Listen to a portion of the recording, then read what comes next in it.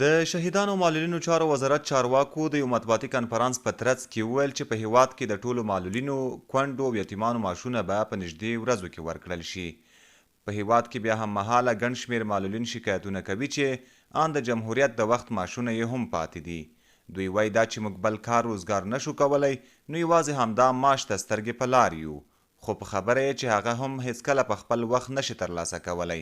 دوی د اسلامي امارت څخه غواړي هغه اندازه پیسې چې ورته مشخصې شوي هغه دې په وخت ورکړل شي څو د ژوند د اړتیاو په پوره کولو کې ورسره په خپل وخت مرسته وکړي. نوي حکومت نه دا غوښتنه ده چې موږ معاش په وخت راکړي، خیر که لږ ډېر نه شي راکوی، ټوله یو ځای نه شي راکوی، لږ یې دې راکړي، 3 میاشتې دې راکړي، 6 میاشتې دې راکړي، لږ دې راکړي، خو مقصد یې موږ معاش دی، هماغه معاش یې موږ په سترګې په لاره یو، نور خو موږ له لاسه چې نه راځي ورور. ژوند مې اوس داسې تېرېږي نو مشکلات دي. ته اوس چې معاش نه راکړی، مخکې به ښه و لږ معاش راکوو، دا یو کال کېږي ته اوس معاش نه راکړی. فامیل کې 10 نفره یو. امسال که نگرفتیم. سږ کال خو مو هیڅ معاش نه دی ترلاسه کړی او د تیر کال مې هم د 6 میاشتو پاتې دي. د سږ کال خو یې ویلي چې حواله شوی خو تر اوسه لا موږ نه دی اخیستی. د شهیدانو معلولینو چارو وزارت مرستیال وایي چې د اسلامي امارت په راتګ سره دوی ډیر هغه خیالي معلولین چې تش په نوم موجود وو له لیست باسلي او زیاتوي چې ډیر شفافیت او اصلاحات یې راوستلي دي.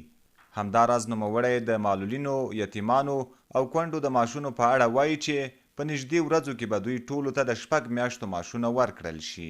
قریب تاسې به واورئ چې موږ د افغانستان ټولو معلولینو، ټولو یتیمانو، ټولو کونډیانو ته د 6 میاشتو یعنی د حمل، ثور، جوزا، سرطان، اسد، سنبولي د دې 6 میاشتو مساعده بولي، ماهانه بولي، معاش بولي، تنخواه بولي، دا به انشاءالله ټولو ته رسیږي.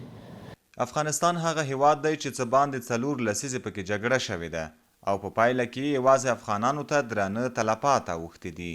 خو اوس دا چې په ټول هیواد کې نسبي امنیت راغلی، جګړه هم په بشپړه توګه درېدلې ده.